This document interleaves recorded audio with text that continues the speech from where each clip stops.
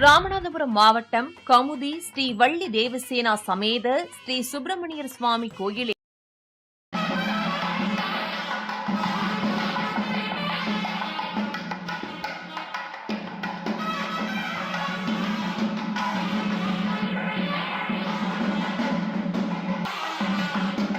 ராமநாதபுரம் மாவட்டம் கமுதி ஸ்ரீ வள்ளி தேவசேனா சமேத ஸ்ரீ சுப்பிரமணியர் சுவாமி கோயிலில் பங்குனி பிரம்மோற்சவ விழா கொடியேற்றத்துடன் தொடங்கி நடைபெற்று வருகிறது. இவ்விழாவின் 9ஆம் நாளன்று யாகசாலை பூஜைகள் நடைபெற்று மூலவர் உற்சவர் ஸ்ரீ வள்ளி தேவசேனா சுப்பிரமணியர் சுவாமிகளுக்கு 108 சங்காபிஷேகங்கள் நடத்தப்பட்டன.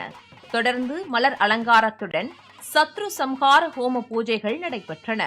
இந்த நிகழ்வில் ஏராளமான பக்தர்கள் கலந்து கொண்டு வழிபட்டனர்.